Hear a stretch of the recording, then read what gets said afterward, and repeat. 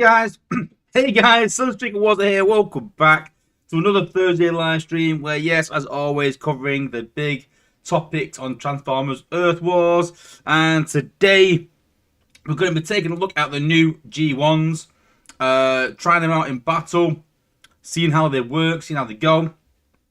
We're going to be talking a bit about bots that newer players can invest in and they can be confident that they're going to be utilized in different ways and going to be relevant for most of the game going forward.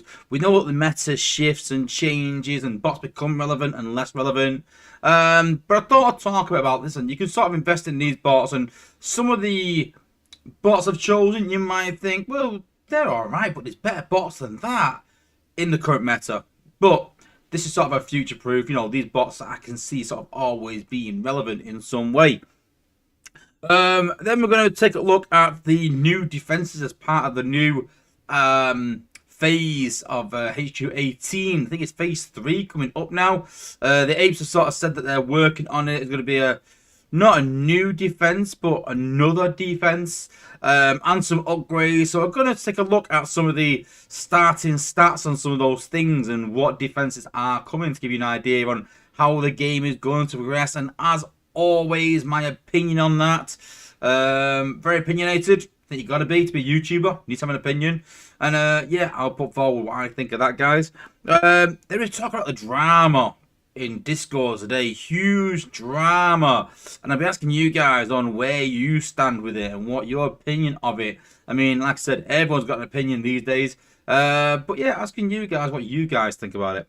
And then we're going to talk about an old tactic that's kind of coming back with Unicron tournaments. You know, people struggling on these bases, and so sort of thinking, you know, I could see some people start utilizing this. There's someone in our alliance that used it to really good effect, and so I thought I'd cover it, give it a go against my base on the test server, give you guys an idea on how it works. But yes, all that coming in today's stream. But before we do that, let's see who we've got in the chat.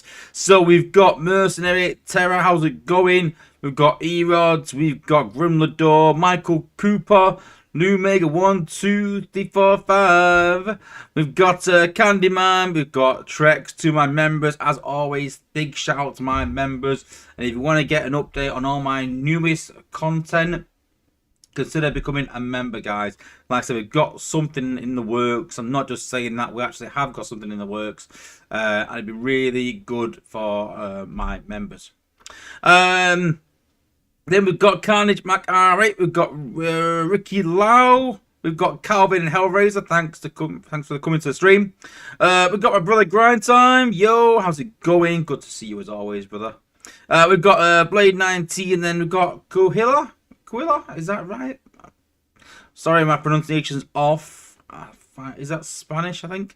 So maybe the J's a H, that's why I say Cohilla rather than Kujilla, which obviously how we would pronounce it. So Cohilla, I think. Hopefully, right? We've got Daddy Pig, how's it going? Good to see you. We've got Charge YT, Shani, my good friend, how's it going? We've got Jackman, Joker, Matt Poley, Philip Martin, how's it going? We've got Vic Ching, how's it going? Meta Bear. No, just start growing it a bit. It's not a beard, just start growing it a bit sometimes. Yeah. I grow it, I shave it, I grow it, I shave it. Yeah. Who else have we got? And I think that is everyone, unless someone jumps in right at the end. So yeah, cool. Okay, so let's go straight into the newsletter. So, Bar Weep, Grana, Weep, Ninibong, Weep 3 of the saga. And this caused a big kerfuffle. Because it was an alliance event. And then they changed it to an individual event. Because of the new UI. They didn't want to make it a problem for people. Just changed it from alliance to individual. I don't get that, but hey. But yes, this weekend's event is a prestige event. 50 prestiges, 10k. No, so 1k per prestige. With it being 50 prestige, 50k is the top you can reach. With some crystals to get some captain, sergeant, and corporal ranks.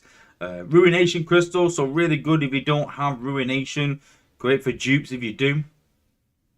Some Prem crystals, some 3-star shards, 4-star shards, always spark and combine spark. So generally a decent event. I wouldn't say it's really like imaginative, something crazy outside the box. It's all right. It's not bad. Get some combiner crystals out of it. I think it's very good for new players. I like seeing these events for new players. You know, gets them a chance to get some combiners. I don't know why I don't do these more often. You know, combiner events. Do one for you know, Magna Boss, and do one for Superion even. You know, newer players just want a combiner. You know, I don't think they care at the beginning like what combiner they get. But you know, even start it off as, you know, whatever. I like the events where it has all the combiner crystals, where you get like 15, 20 of each, say, in, you know, different levels throughout, and start off with like the worst combiner maybe, and work your way up, and obviously at 30k start giving away ruination crystals, you know. But yeah, decent event. The only thing I sort of have with it is that it's 1% for a captain rank. 1%. So even if you do all the prestiges, I think it's 2 crystals per prestige, is it? Yeah, 2 crystals per prestige, so it's 100. So you might get a captain rank if you're lucky, if you do 50k. 50k for a captain rank, you can keep it. No thanks. It's not really relevant. You don't need them, guys. Don't worry too much about them. Ranks are not the be-all and end-all. Go away and learn the game rather than just smashing ranks on it, guys, honestly. There's a good chance of getting some 5-star shards and combat shards. So yeah, not bad, not bad. Usual battle zones apply as always.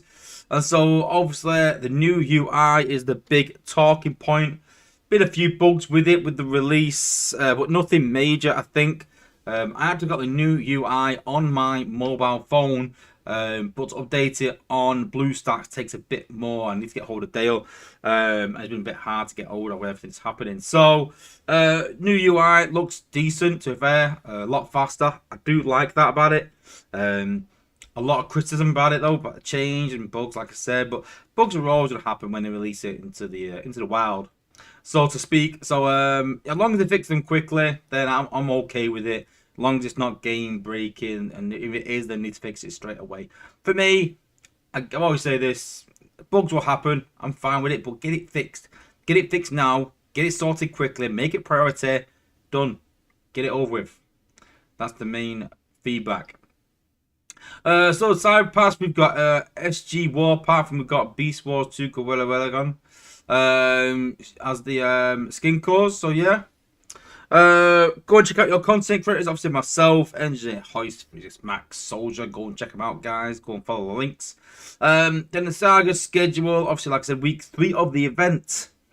And then we've got an Easter special next week. So no doubt that'll be a 10k event. I'm gonna call it now. I don't even know these events, but I'm gonna call it. I'm gonna call the Easter special a 10k event, giving away, you know, 2,500 4-star shards, and then they're gonna have some special Easter crystals, where they give away some really good resources for a really low amount, or some amazing resources at a 1% chance or something. So pretty crappy chance of getting it, or pretty decent chance of getting a very low amount of a good resource. That's what I'm calling it now. I'm going to call out the 5-star combat event as just 5-star shards and 5-star combat spark, and then some normal spark in between, and some combat prems in there as well. The combiner event 500k will just be combiner crystals, combiner sparks, shards, things like that. Prime shard event will be a normal prime shard event like the last one. Very similar. You got to think that 20k and then divide that by 40 players, talk about 12.5k each, so pretty similar, I think. And then the new bots as the last event. Not a clue who it's going to be.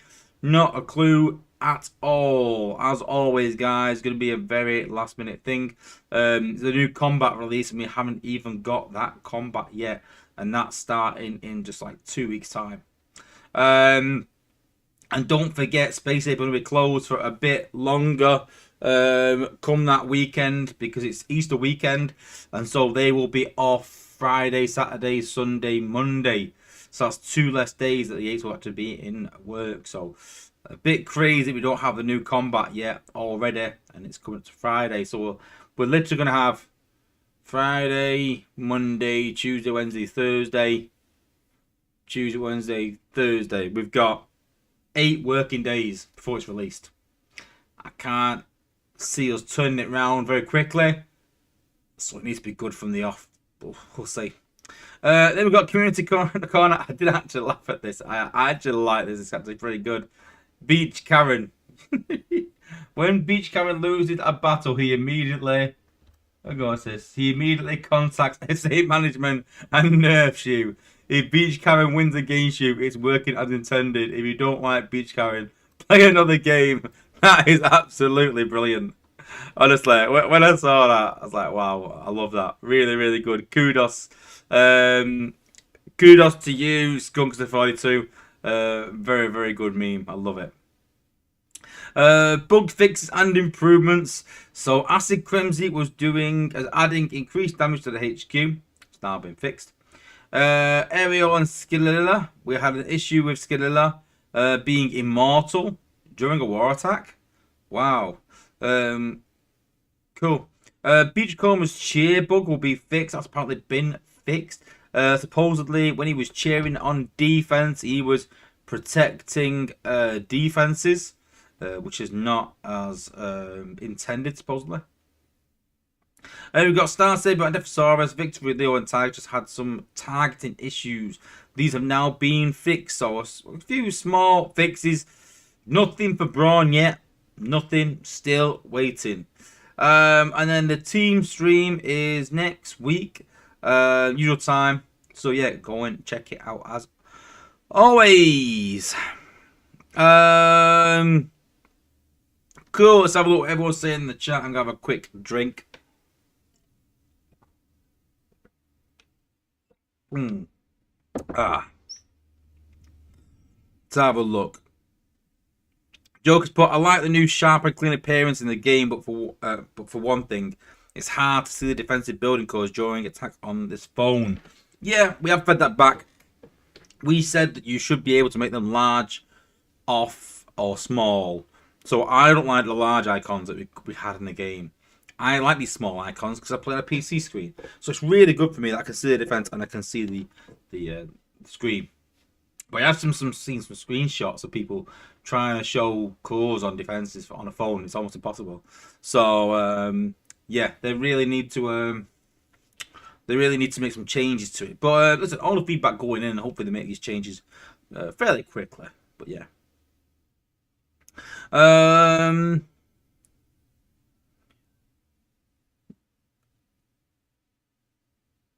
Okay, what else? Yeah, I'm not going to talk too much about that. Trax.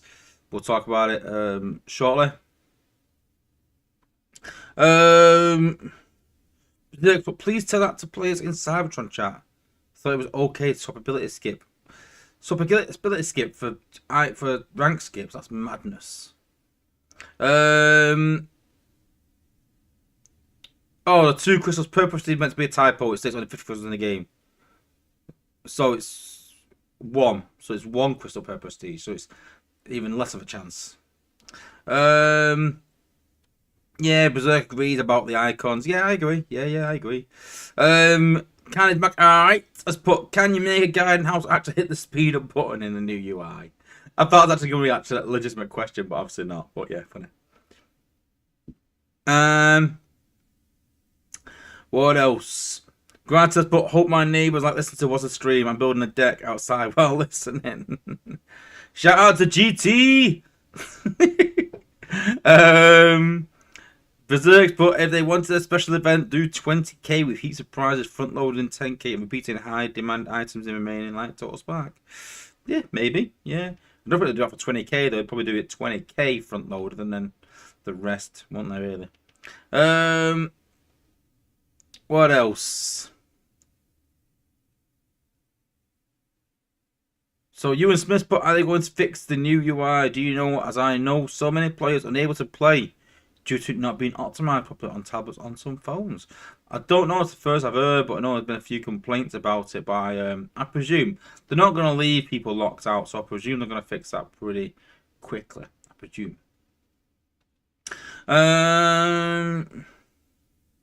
Yeah, a lot of complaints about the fast forward button, yeah. Dual abilities, yeah, they made everything a bit smaller. I wanted to increase the screen size, I think, but it's not worked out.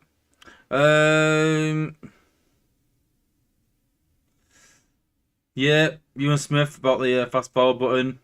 Matt Pollard, as for you, I broke my phone case trying to hit back in the game. Chat pages got stuck in the war chat until I forced closed. That back was way too small, tucked in the corner.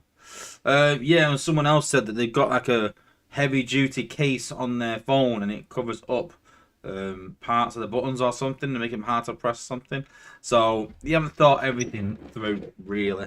But don't forget that when they first brought out the old UI, there was feedback into that as to why that didn't work right, and they've changed it all over time to perfect it to sort of suit most devices. So they've got to obviously start from the drawing board again. So I'm hoping they can do more with this new UI, because every time I speak to the apes, they talk about restrictions with the UI and with the you know, what they're using, the tools and things like that. So I hope this will actually improve what they're doing. I really do. Cool. Right, okay, let's go on to future-proof bots.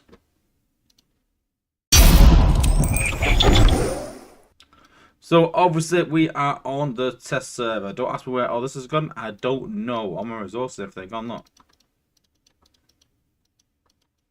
So you think yours weird? Oh, there's cybercoins there. What? Cybercoins there. Fuel sources there. Zen there. Yeah, it's up there somewhere. Anyway. Cool. So yeah, future-proof bots. So these are kind of bots that people can be confident in investing in if they're quite new, mid-range into the game. And bots they know they can invest in, and they're going to be relevant for quite a while. They probably have been relevant for quite a while, and probably still will be relevant for quite a while. Whether that be because of their costs, whether it will be because of how effective they are, how effective they're going to be as the meta shifts and has HP increase and DPS increase. And so I think you're going to struggle a bit to find many one-shot bots and AoE bots that you can say are future-proof, because we just don't know what's going to happen in terms of healing, in terms of HP, things like that. So to kick it off, maybe a bit of a surprise to most people, but to kick it off in 10th place for me is Bumblebee. And for the simple reason that stunning for 2+2, it's just always going to be relevant in some way. Now, granted, if you talk to a lot of Prime League players, they'll say it's quite squishy, granted. But I think at any sort of other level in the game, for 2+2 to be able to stun is absolutely crazy. Especially with the damage he sort of deals. 66% of his DPS. So this is around 400 DPS for a Bumblebee at level 6611. So you're talking 400 times 12. So we're talking about 5k damage from Bumblebee. So the damage alone is quite considerable. But having that stun for 12 seconds for 2+2 just gets you out some tricky situations. And a big lover of Bumblebee. I think he's really good, really cheap, and it's a good example of a bot that, you know, you can have really cheap and kind of spammy, but not overpowered. I think he's probably one of the best balanced bots in the game. I think you don't see him in everyone's team, but it can be really effective in certain situations. You can actually even level with him because he stuns so well, and because at lower levels you don't really see many anti-stun cores in the build bots. He actually works quite well as even leveling because he's so cheap as well. Good all-round bot, really decent, and I'm pretty confident most people can invest in him, even as a 4-star, and he'll be quite relevant. I mean, a lot of people will say, "Oh yeah, but wait for the 5-star," things like that, and you can say that. No, fair enough. I get it that you don't want to invest too much in a 4-star and you're going to go for the 5-star. But I think with most of these bots that I'm going to talk about, you can invest in the 4-star and still use them at the, even I'd go as far as even saying in the Prime League, you could probably use some of these 4-stars. Very, very good bots. Next up, we have Smokescreen. And the simple reason that Smokescreen's on here is because no matter where the game goes, I think that you're always going to need crazy DPS, which is what you get from Smokescreen. Crazy damage against outposts and combiners. They're not going away. If anything, we talked about adding an extra outpost possibly for HQ 18.4. So at the top level, he's going to be really relevant. And what's so bad about finishing defenses off? So, I mean, you can talk about lower levels, him sort of sniping buildings for very, very cheap with 2 hits for 6 ability points. You can take out anything pretty much with his damage. But, like I said, at any level of the game, you're going to need someone to clean up. And even the 4-star can do that. So, really, really excellent bot. Really high damage. Helps with so many sort of utilities in the game. I just can't see him ever sort of going away from the meta, so to speak. And again, some of these bots you may look and go, well, right now they're not massive in the meta. You're not going to see these in everyone's team.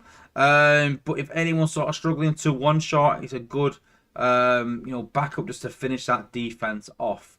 I can see him being relevant throughout. Next up, again, maybe a bit of a surprise for some people, and it's Blaster.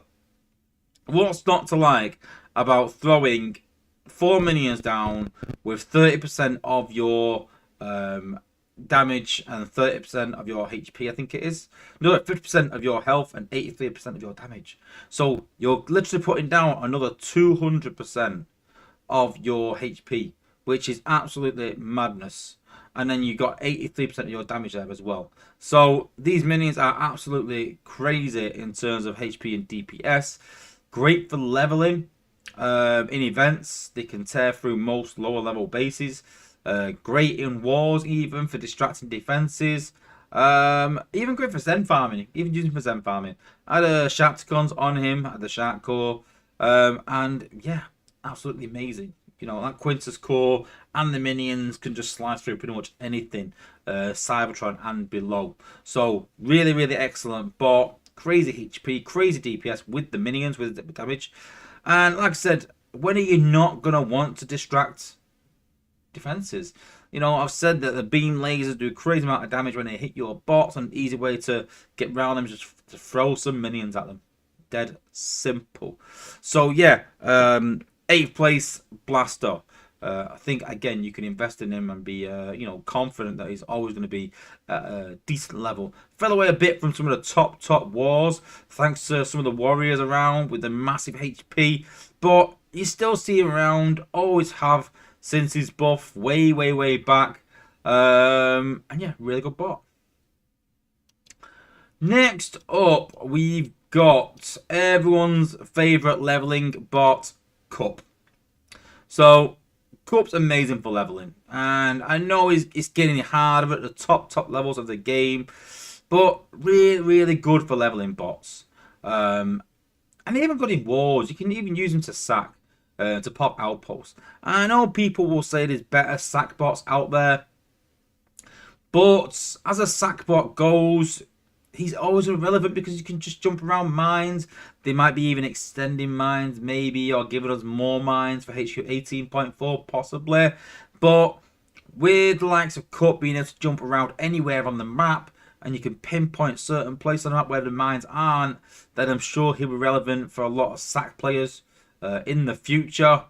When you compare him to the likes of Afterbreaker, when you compare him to Blur, Afterbreaker's good, but you're not going to level with him, are you? You can still level with Cup. You can still Zen farm with Cup. Blur, very good, but if they actually add more mines at HU 18.4, that could reduce Blur's stock a bit. But I think Cup is absolutely amazing. I think will be relevant for a long, long, long time. Next up, we have one of my favourite bots I've had for quite a while, and that is Rook. So the main reason that I put Rook in here is that, again, you're always going to want someone that can pop outposts, especially in wars, even at the top level. So I can never see Rook really completely falling away from the meta unless he gets replaced by someone that just does it better. And again, you always will need an outpost popper. And again, he's not the best for leveling, maybe, so you could criticize saying, yeah, but Wozza, you know, I just like playing events, so Rook is probably not the best.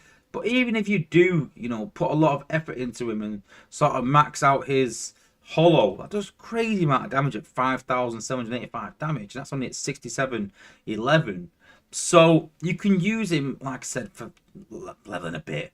But the main thing is wars. You see him a lot in wars because of that great decoy for popping outposts. Very, very good, and why he's used in a lot of top war teams.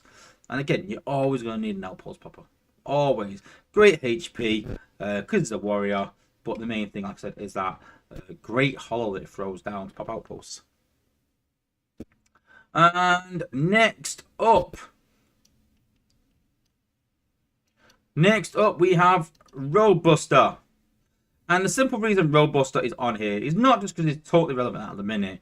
It's because he cuts through shields. Now, the shield generator is here to stay. It is. It's not going to go anywhere. And those shielded defenses are always going to be a problem, especially in wars. But couple of the fact that he can sort of snipe the HQ, couple of the fact that, you know, you can use him for Zen farm, you can use him for leveling, and you can use him in wars as well. He's got a great, you know, set of utilities to be able to do everything. And you can sort of invest in him knowing that he's going to do a great job for you. You know, taking out specific targets even as the HP increases. We can sort of talk about that, you know, with the MDS possibly getting an upgrade soon. No matter what HP they put it to, he's probably going to be able to one-shot that ear as well. There's not going to be many bots that can say that can one-shot, you know, some of the highest damage or highest HP, sorry, defense in the game. There's not many bots can do that. And for me, because it does it instantly, because it is probably the only one-shot in this list, because of the anti-shielding, and Roadbuster is next in 5th place. And next up, I mean, she had to be on the list, and that's Manaura. Plain and simple, the best healer in the game. And with that healing tower, absolutely immense, so you can be confident that most people will need a healer at some point in the game, especially as you reach the later levels. When you're maybe in a mid-level alliance, you know, below cyber level, I'd say, you maybe don't need a healer as much. But once you start getting to that Cybertron and Prime League, you start to require healers a bit more and depend on them more. And that healing tower giving you 10k health for 65-10 is a crazy amount of healing for your bots. And really, really good. Really, really good utility in terms of wars. Even in leveling, you can use her to sort of drop a bot, keep her behind, just to keep that bot alive. But if you are competing in wars, then I think there's basically, forget Ratchet, forget Wheeljack, just head for Manaura. Plain and simple. Hands down the best healer in the game, and you can't go wrong.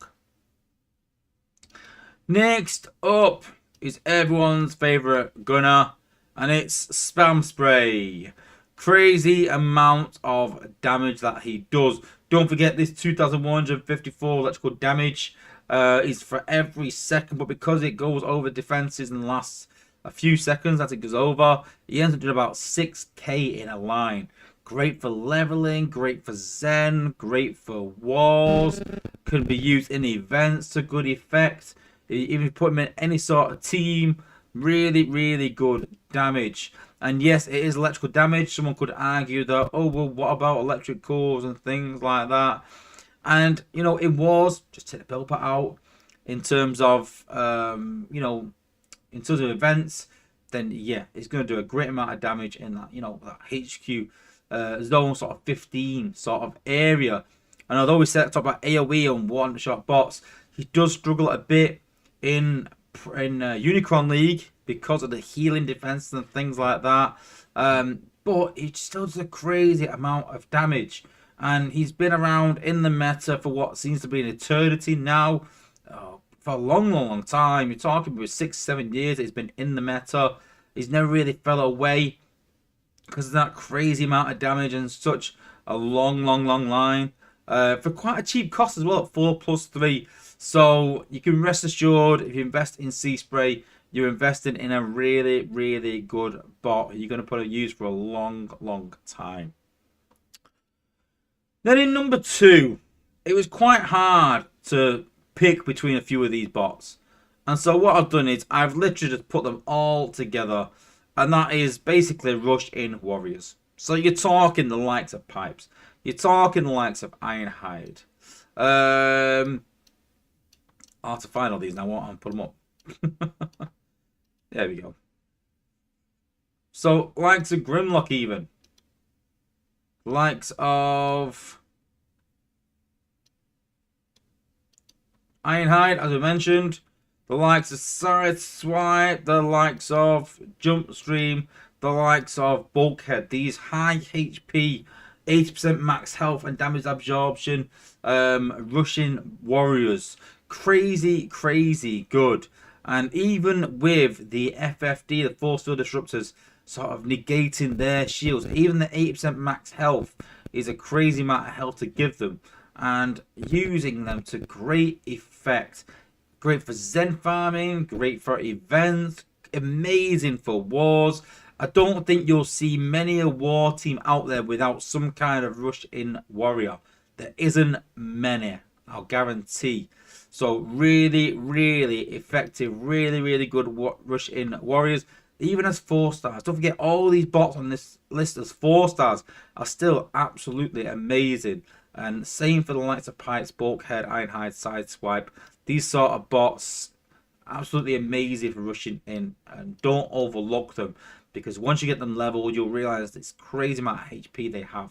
And utilize in so many ways. And then top of the list for me, and the reason he is in the list is simply because he hasn't even got a 5-star right now. He's not even got a 5-star in the game, and he's already being used at the very, very peak of the game. Massive utility in most things, and that is Trax. And you can't go wrong investing in this. If you're a mid-level player, I imagine that eventually you'll start getting into wars. And if you're going to start getting into wars and you're starting to struggle, this guy will be your answer. Plain and simple. Blocking 60% of damage is absolutely massive. 60% of damage. And if you can use this once, twice, even 3 times, you're talking a minute of protection, where for probably half the battle, your bots are going to be taking 60% less damage. And don't forget, this is only a 4-star. The 5-star version isn't out yet. And then, who knows, it could be 70% damage protection, could be 25 seconds maybe. But it's going to be worthwhile. So they're going to do something with this eventually. They have to, because Trax's counterpart Cutthroat is part of a combiner with 5-star combiners on the horizon eventually. This is going to be massive, having a 5-star Trax and 5-star Cutthroat in the game. Some would say broken, maybe. I know Space 8 would. But for me, the number 1 contender, if you're a new player, this should be the bot you are chasing. If this bundle comes up, grab this as a bundle. No doubt. You won't be disappointed if you get this guy. Very, very good. You can even use him to level in Zen Farm. Not as effective as some others, but even use him to Zen Farm and level, because you just drop his smoke on him and he just stays alive. Make sure he's got some sort of healing core, Nightstick or Micronus or something. just to keep him alive. And then keep dropping that smoke, spam that smoke down, and then he will get through the base very, very easy with natural DPS if he's leveled enough to get through it. So there's my list of top 10 bots. Kind of future-proof. They want to invest in. That if you do, you kind of can't go wrong and you won't regret it probably from now until the game finishes. Most of these bots I've had for a long, long time as 4 stars, and I've replaced them as 5 stars, plain and simple. But again, you can't go really wrong with these bots, guys. So if you do have these bots already and you're thinking, should I level them? The answer is yes, plain and simple. If you don't have them and you're thinking, should I buy a bundle to get them? The answer is yes. Don't waste your money chasing some of these bots that, you know, sometimes come into the meta and then fade away. We've probably seen that with a lot of bots recently that come back into the meta or find the meta for the first time. They won't always stay there. But you can rest assured that most likely these bots will in most ways. So go and check them out, get them leveled, and get using them. Let me know what you think. Do you agree with my list? Is there anyone you think I've left out? Let me know. Let me know in the comments.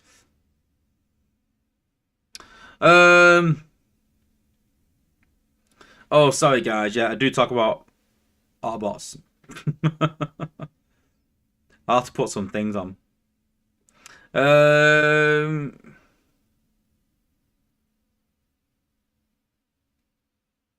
Cool. Yeah, Daddy Pig, but Bulkhead 5, that would be awesome. Agreed. Agreed.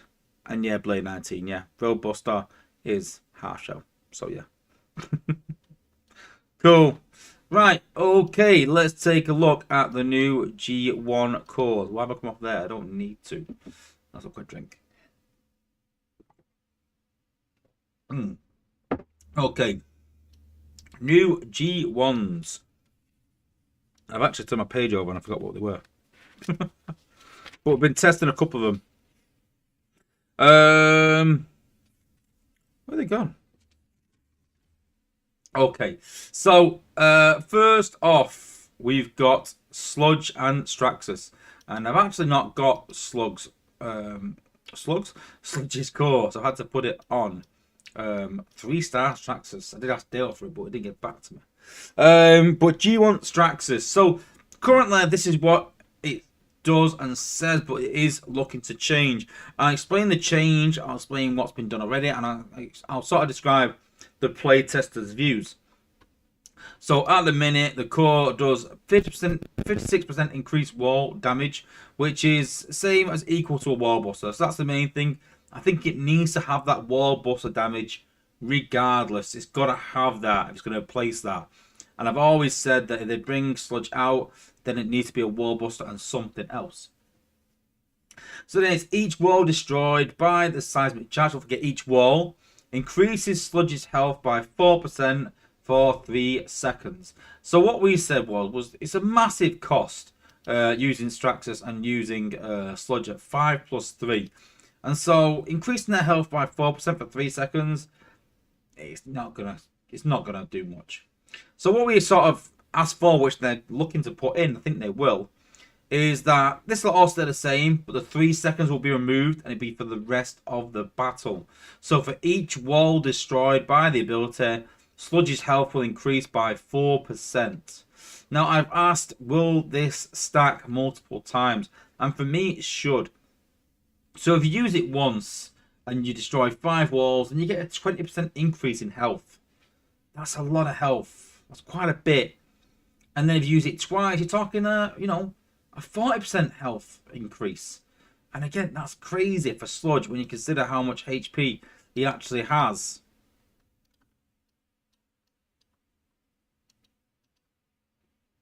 So 40% of 44,000 health is another, what, 20,000 health roughly?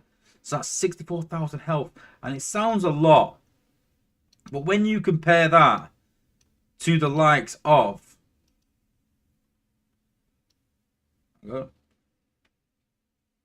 So when you compare that to the likes of Pipes getting an 80% max health increase for 12 seconds for 3 plus 1. Once you use Sludge twice, you've literally used 5 plus 8, 13 ability points. to get that 40% increase for the rest of the battle. Granted. But for pipe, you can use 3 plus 1, 3 plus 4 plus 5 plus 6. Super, super cheap. And you're getting 12 seconds per time. And you can use it as needed, as and when. You can get him into position to do what he needs to. And have that shield and that 80% max health. So, Sludge doesn't compare anywhere near to pipes. Even with that.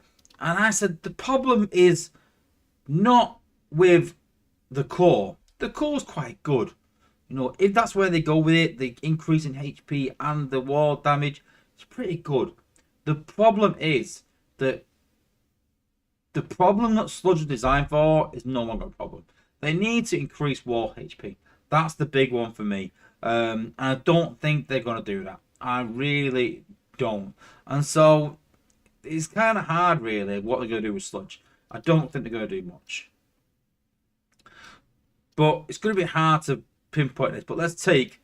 we'll take those two into battle and we'll give them a go.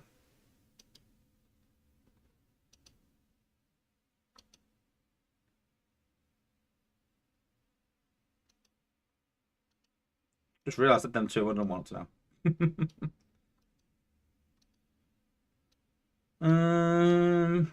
Let's put the other bots in, but then not give them the course. Who are the other bots then? So we've got Sandstorm. We find Sandstorm. Let's go in a minute. Sandstorm, there we go. Nice and easy.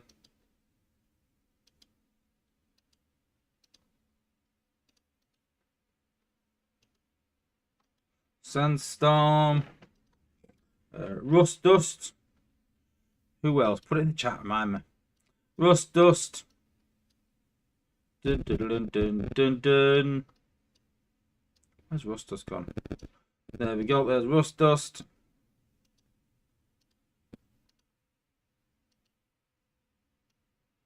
I don't like this new UI. It keeps moving them when they change. I know, Berserk. I know. I apologise. I'm trying. I know. Sorry. I do need to add Decepticons more. Who else G1 wise? Is one more? Surely one more in there.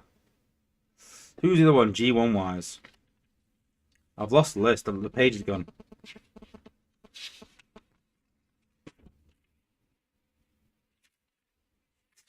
The page is literally gone.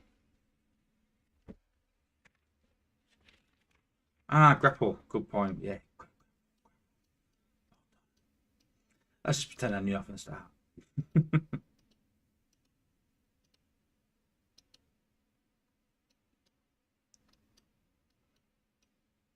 I think that's everyone. Is that it? I think that's it. In the 5 cores, I think. God, I don't like this new UI does this minute. I don't like it keeps moving it. Oh, and Rook, of course, and Rook. Of course. Got Rook. There we go.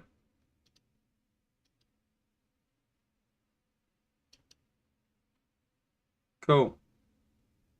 There we go. Let's take this battle. We'll do zone 15, I think.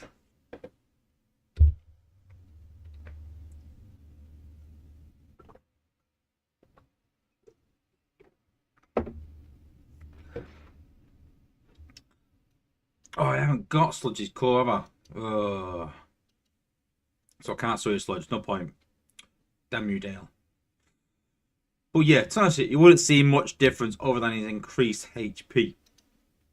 So let's not do that. Okay. Tell you what, a better way would be. Yes, let's do this. So next off, we've got Sandstorm. So as we expressed in the last stream, Sandstorm gonna have 2 cores, 1 healing, 1 toxic. And I've had some people ask me, well, why not just combine them both together and have 1 G1 core? Because you're not going to get the same amount of healing and the same amount of damage in one. It's going to be less healing or less damage. So, the G1 Sandstorm here, let's max it out. No point looking at level 17. Let's just max it out, eh?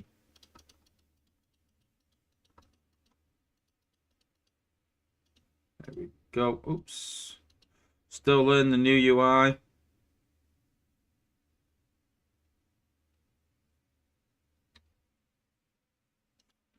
There's the healing one done. Fusion mode's activated. So let's relax that.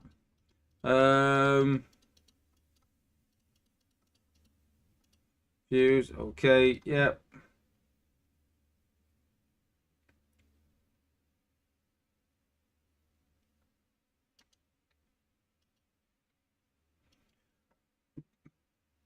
So, maxed out. Healing is increased by 17.4%, and the bot also regenerates 1% of their health every 10 seconds. So basically, sorry, my eyes got caught. Something nagging. Did this last week as well. Weird, bizarre. So yeah, obviously increased the healing by 17.4%, and then basically it has a. I did say Micronus last week, and I got corrected, so apologies. More like a rejuve on himself. So very, very good. And then the Sandstorm Toxic Rush increased best ability damage by 15.5% and gives the bot the ability to fire an acid bullet that deals 1/2 the bot's DPS over 3 seconds. So let's have a look at the toxic one first.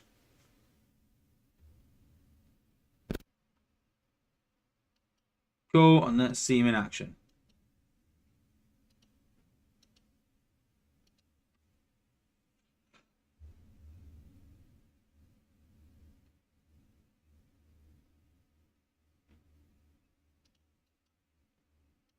So let's have a look at Sandstorm.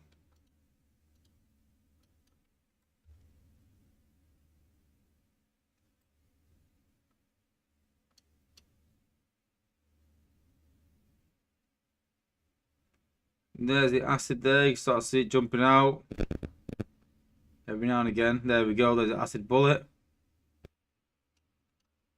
Can't see much acid going out. There's not really much visuals. Toxic Rush. Again, gonna be quite hard to judge because it just does the same. It does more damage. This is why it's good for leveling, because you can rush him up there. Look at that extended range. Now they've buffed his ability. Let's hit a mine, which is not good for him. But he can rush up there. Out the way. And then he can heal. There we go. And then we can Toxic Rush there. And that's going to heal him some more. This combined with the healing. You can see his health going up there as well. Let's do another rush. There you go. Very, very good bot, guys. Now let's check his healing core out. I'm glad we can skip all that.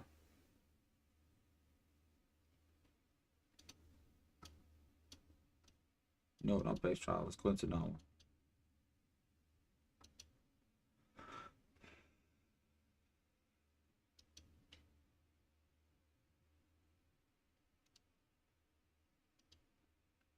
Sort that out for the healing.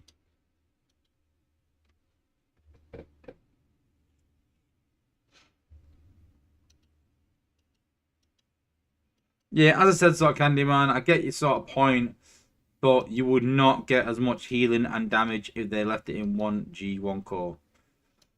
You would get the healing and less damage, or you would get the damage and less healing, or you get half of each. You would not get what it's got in it, because that's sort of pushing the boundary too much. So let's have a look. So we should see Sandstorm rejuvenating, gaining health. God, he gets close with that with a thingy. There you go. There you can see the healing. 900 HP coming in there. Get the healing. I should heal him up really nicely. Let's put it on there. There we go.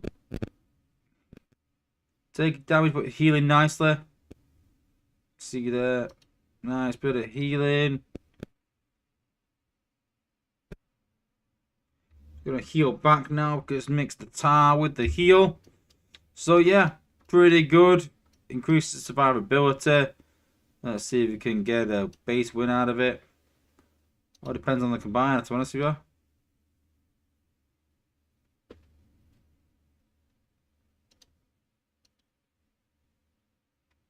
Maybe alright, depends if you've got the stun missile or not. I was bombing us, it's alright. You can do them with that shield. See, look at that health still up. Granted, on his own 15, but he's staying healed up. Yeah, I've got a Titan as well, mind you.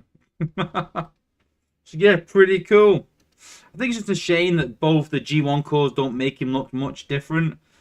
It'd be good if the a town was maybe a shattered glass or something, give him a shattered glass core along with it, but sadly not. Let's have a look at the next one.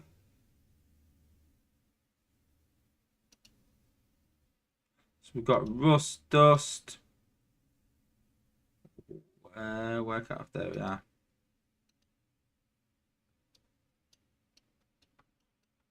See, the problem is with these as well, they're getting all the cores mixed up in what they look like. And so that happens. You gotta scroll through all these and then not find it because it's not there. Definitely is there somewhere, but it's in with all this.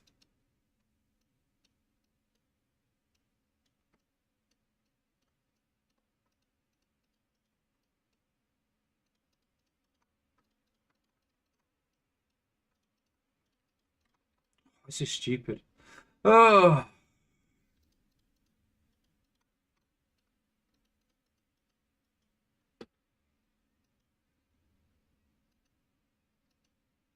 Let's try this then. Scavenger. Special. So I'll have less G1s here to look through. Unless bots still can't find it. Scavenger. Jesus, I'm down to 2 stars here.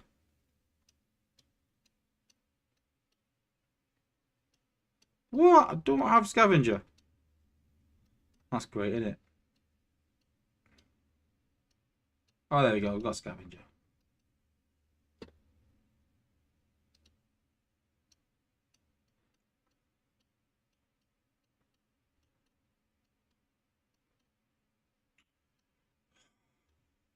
Not liking this new UI scrolling. It needs to be a better scroll. Should be able to just keeps moving that. Ah.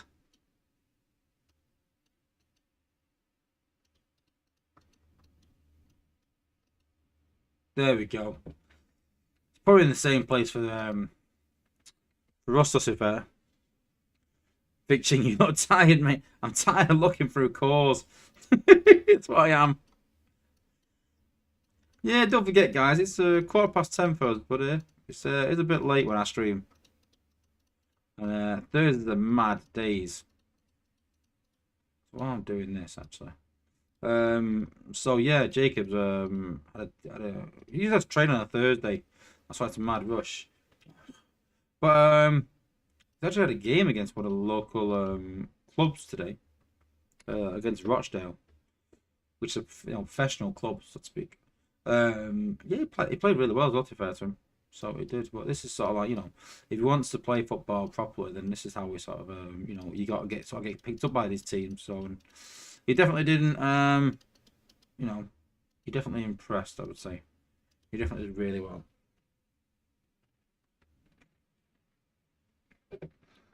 Victory happy with United winning the FA Cup? No, not really. I mean, I don't support United, do I? Don't support Liverpool, so I didn't mind really. It was a good game though. Good game. Anyway. So G1 Scavenger and Rustust. So 15.5 increased ability damage. Enemies destroyed by the ability to increase Rustust attack damage by 1% for 10 seconds. It just needs extended. It just needs range extending. That's all. It doesn't need its ability increase. So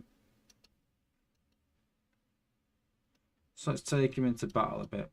Even if it's a 3-star. Could we just try and find the 4-star? The 5-star even. So it looks like a tactician code, is it?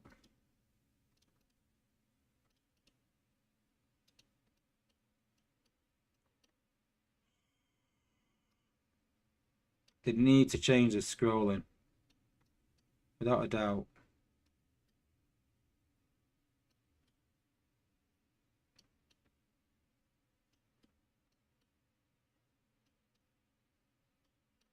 Right, let's have a look. Oh, there we go. Of course it is, yeah. Cool. Right. Now let's level it.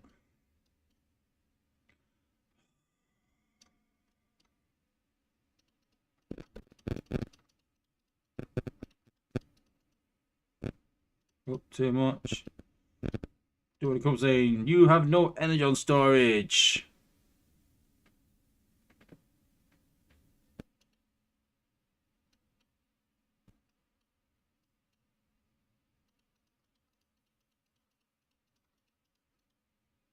Still do. Let's go up against my base. We'll put 2 abilities and see the difference. And using Rustus twice for this ability, whether it's G1 or not. On my base.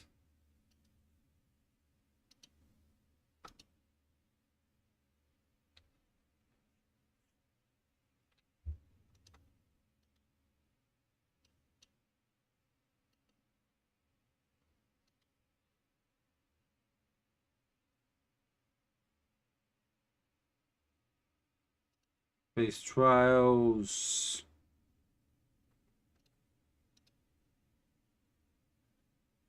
We'll go high. We'll go. Oof. I think this is actually Unicron, so I think Unicron effects are still on the test server, I think.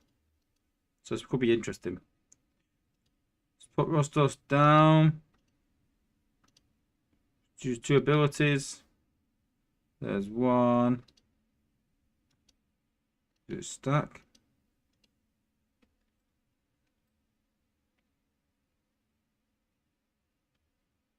There's 2.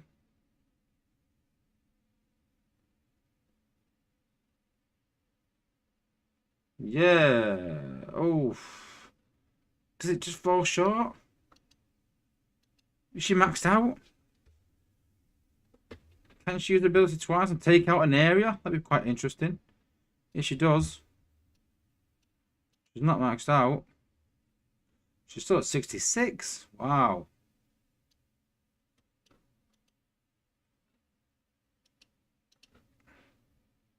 So, we've got any XP to level her up. Ugh. Sorry guys. Let's put some XP in.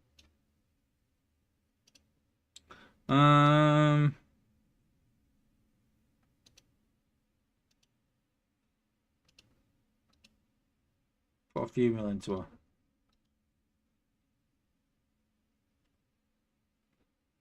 her. Any questions? Put them in the chat while we're getting this done. I don't get why Octanes and Lockdown G1s are separate. Because if they put them together, you would get half. You would get like 10% healing and 10% damage. You're getting more healing by choosing just the healing core and more damage just by choosing damage core. I could have put Nine Stick on, but I don't want to really, to be honest. I don't want to skew it with the acid and the fire.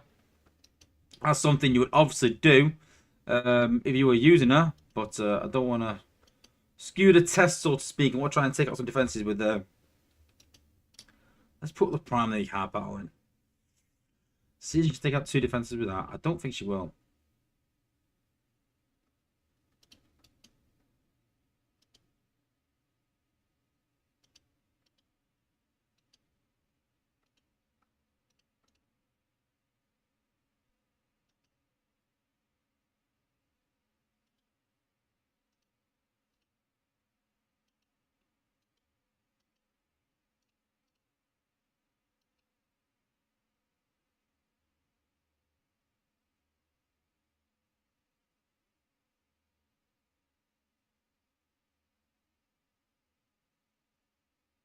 Yeah, it's pretty much short range. It's pretty much took out the mortars. I think at max with the G1, it's going to take out the mortars even as well. So, yeah, not bad. I'm quite happy with the damage increase.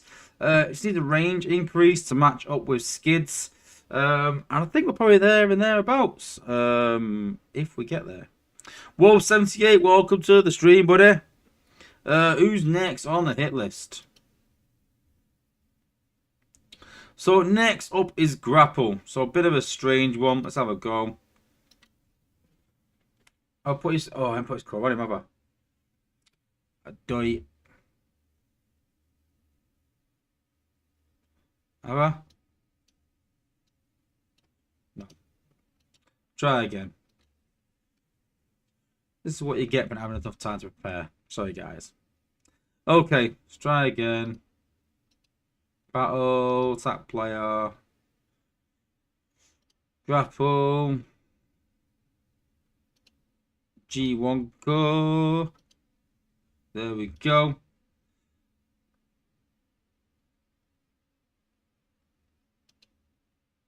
I got criticised in the last stream as well for not maxing out grapple, so I'm pretty sure that I've maxed the ability out now though. Let's try him again.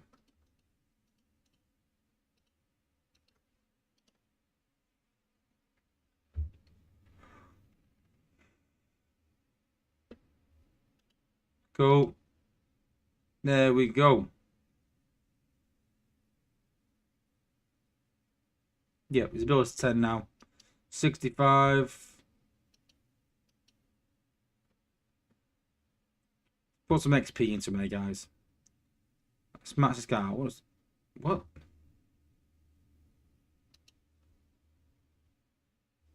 Obviously.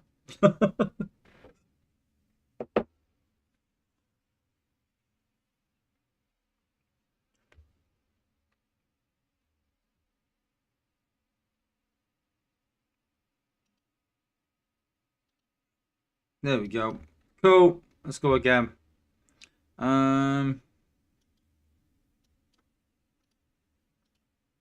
Get some XP.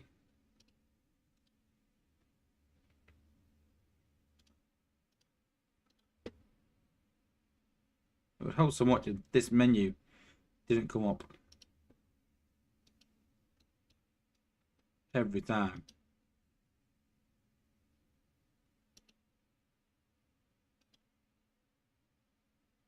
Hang on. Why am I putting millions in? I just realised. When I've got 30 million XP. What am I doing? What am I doing? Wolves put is going to use Rust Dust and Tri-Serra Shot. Yeah, the healing's decent. Just don't like the short range that Tri-Serra Shot sort of gives and can't shoot over walls. I'm not a big fan of it. Right, 30 mil points. I'll use that on grapple. Let's try again. There we go. That's better.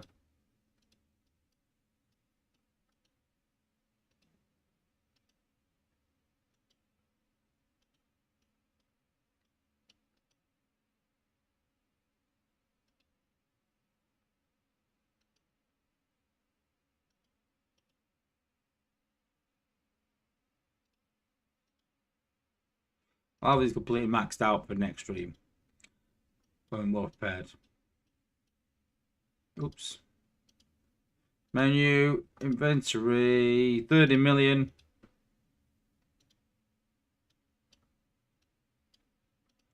Grapple, there we go.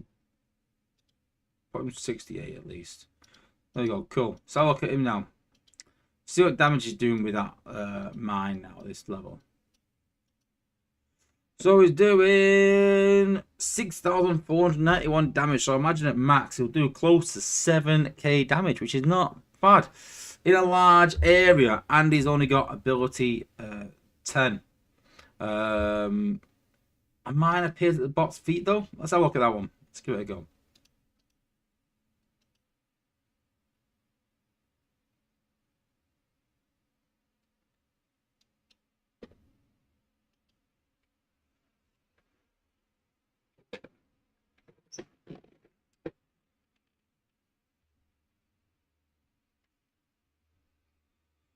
Okay. What? Oh. Grapple's gone now because we've been leveling him. It's going wrong. Everything's going wrong. Let's try again.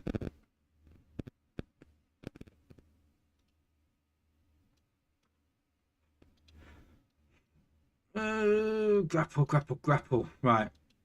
There we go. Wicked. Oh, drunk Wozza. You know what? Fun fact, I actually don't drink that much, believe it or not. I only drink when I'm talking to Grind Time, just to join in with him. Okay, let's put grapple down. Put his mine down. There we go. There's his mine.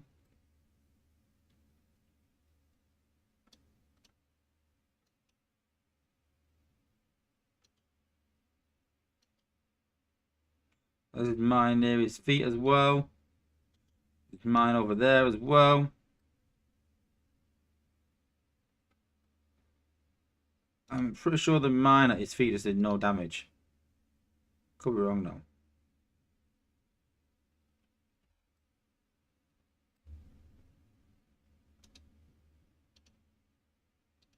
Let's just heal him a minute.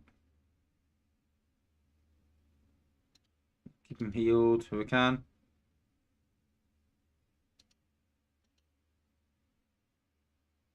No.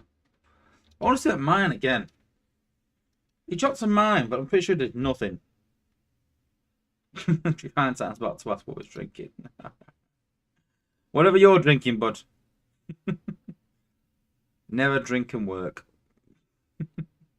Right, let's go again. I want to see this mine, see what it's doing at his feet.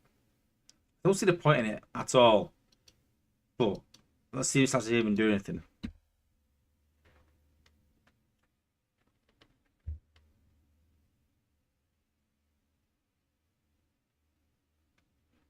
Okay.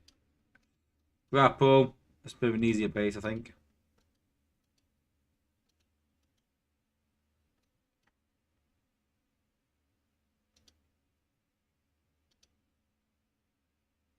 Up there, the man that he's dropped at his feet.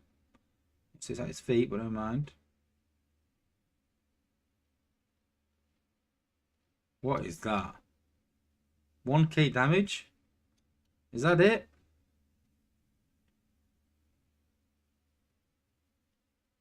Watch. 1100 damage. That is woeful.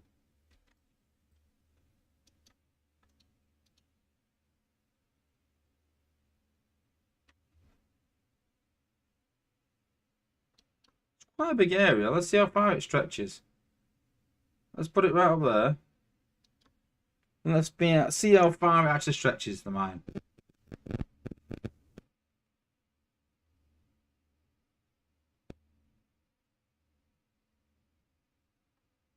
What? Did I actually see anything then?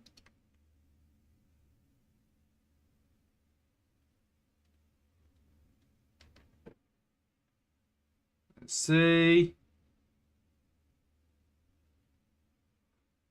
Not much a big explosion, though, is it? But yeah, it's hit like what?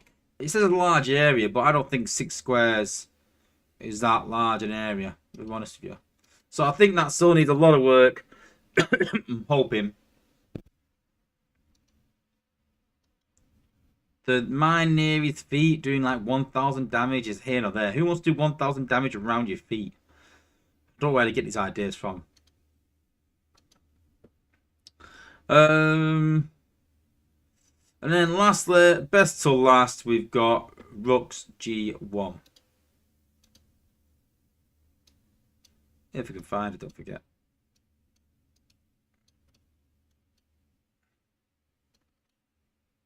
Could swear I'd leveled this already, but hey.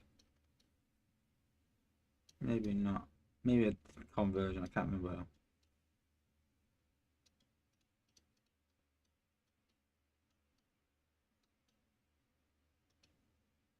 Ah, there we go.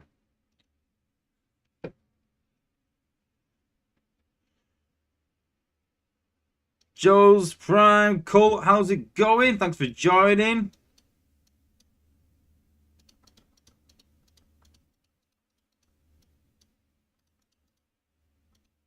Let's max this out. Does Rook's G want to have Rook's picture on it? I think it will when it comes to the live server. Been a bit of a problem in the test server. I've literally said to the apes that it needs addressing, but who knows? Who knows? King Grimlock as well. Welcome to the stream. Let's max this out. Let's have a look at it. Max stats. Are these out next week? I'm not too sure. Maybe even the week after. I'm hoping not, because they need a lot of work. But anyway. So G1 Rook restores 3% health every 5 seconds. So let's compare that to a Micronus. So 2.4% to nearby. So 3% health to the bot. Similar to a Rejuve. Yeah. So basically a Rejuve. And the explosive decoy now reflects 50% of the damage it takes. So I've had a few questions on this. And don't forget, a reflection doesn't mean it reflects damage back, meaning that the holo takes less damage. The holo still takes 100% of the damage, but half the damage is taken to the defense as well. It's very confusing. Like I said, I only found this out when I was testing another G1 and I was talking to Yanis about it. And when he explained it, I was like, wow. Reflection surely means it bounces off you, so it doesn't hit you. But apparently it doesn't mean that. So I don't know. So let's go Rook's holo. Put the holo down. So the holo doesn't do any damage. So this should reflect it all now, basically. That's pretty good, yeah.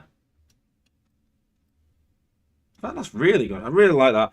But you can sort of tell with some of these, as soon as it's sort of announce them, you can go, yeah, I like the idea of that. Making that holo do more damage, brilliant. Yeah, dead simple, effective, and I've sort of said to the apes, it does keep it alive a lot longer as well. I've sort of said that, you know, we don't have to overthink these G1 cores. All we need to do, basically, is just either make something they're bad at, make them good at it now, and make them better at it, or whatever they're good at, make them very good at it. And that's it. That's all a G1 core needs to do. You know, we've done that with Sandstorm, so we're happy. It's increased the damage and give it more damage, give it more acid. Brilliant. We're on to a winner. Give the healing more healing, give himself healing. Brilliant. We're on to a winner.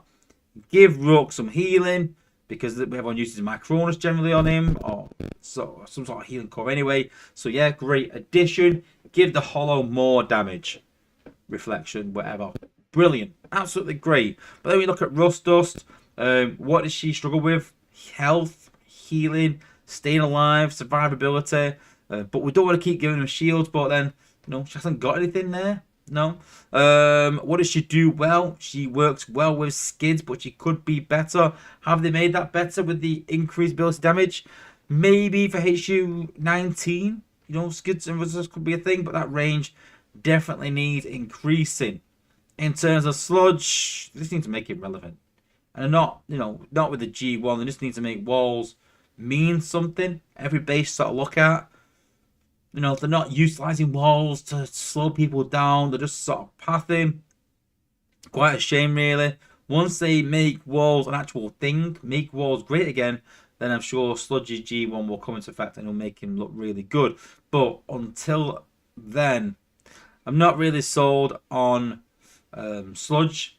I'm not really sold on Rust Dust. Grapple needs a lot of work.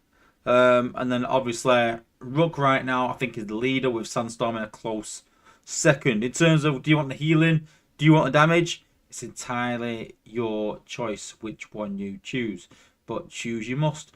But 2 good cores for Sandstorm, 1 good one for Rook. I'll definitely be chasing Rook's core. And yeah, let me know what you think in the comments, guys. Do you like these cores? Are you going to be chasing them? Do they need improving before they come out? Let me know in the comments. Big shout out to Cull, even though he has put a dirty word. Should get banned for that. But big thank you for the donation. Trax has put reflection hurt me as a striker. Maybe, yeah, because damage reflection in Unicron. So maybe.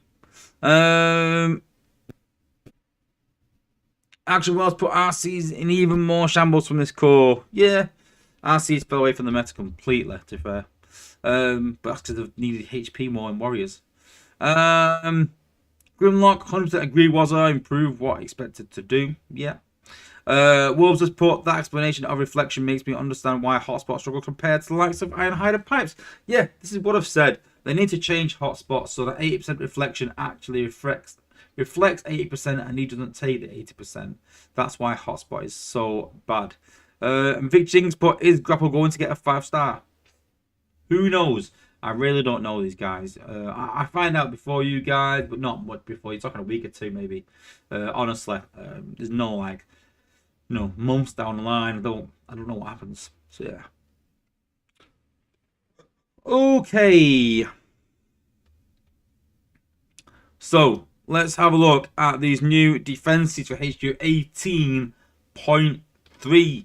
Although these new defenses have not been confirmed 100%, I can imagine this is where they're going to go with it. So we have already upgraded the MDS. You can see there, MDS goes from having 840 DPS and 8k HP to now having 1000 damage per second, or 1098 damage per second, and 11,160 health, which puts it at more health than a shock tower even. Wow, it makes it the highest HP in the game. Then they're going to upgrade? Then they're going to upgrade Spider-Mines as well, give them more health. So those looking to utilize them along with air raid. They're going to find it a bit more difficult with a 4,100 HP, but nothing too crazy. So a decent HP increase, decent damage increase. And then we have a new building, and that is a turret. Yay! Deflated. When they announced this HU 18.3, it started getting me excited, and I thought, yes, the MDS is getting an upgrade. And I thought, you know what? No. I thought they might add another variant to it as part of the upgrade. And there isn't. I think that might even come in for HQ 18.4. They've actually added a blank space where they can add it in. But sadly, nothing to select, which is disappointing. So all we're getting is a MDS health upgrade, which is alright, but is it too much? What do you guys think? 11,160 too much? I think so. I think from 8,000 to 11,000 is a massive jump. You're talking 30% increase in HP. Whereas, you've got to think that cannons have 9,000. They're almost impossible to take out. So if you look at this MDS in Prime League. Sorry. If you have a look at this in Unicron League.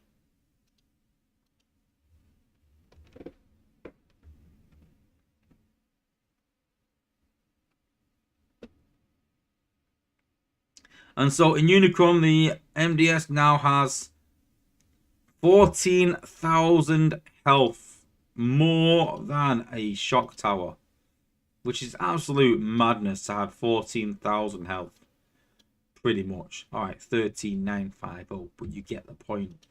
Massive amount of HP, and again, they just seem to be putting all the focus on the MDS.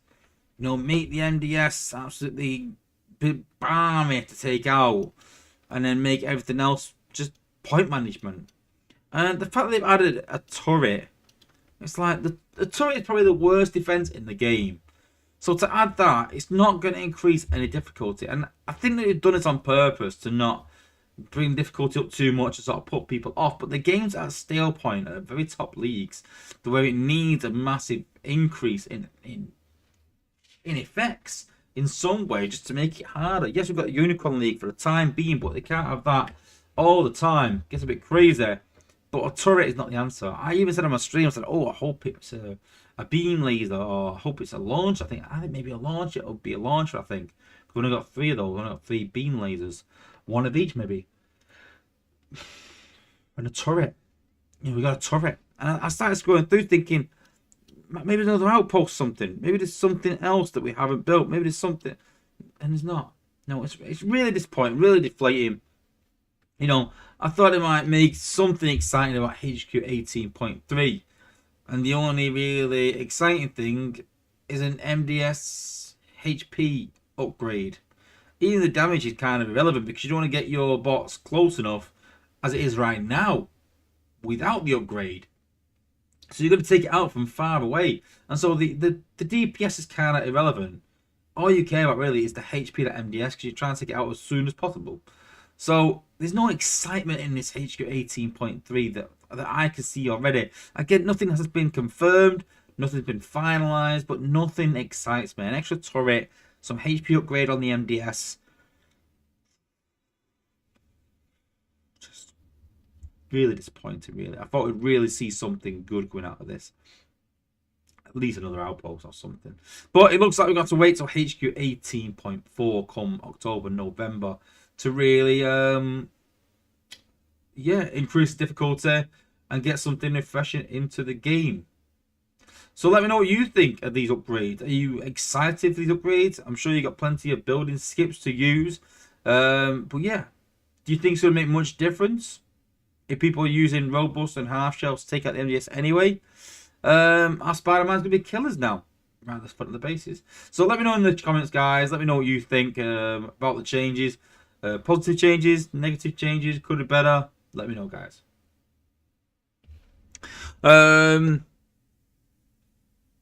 Yeah, how they classified to put a turret.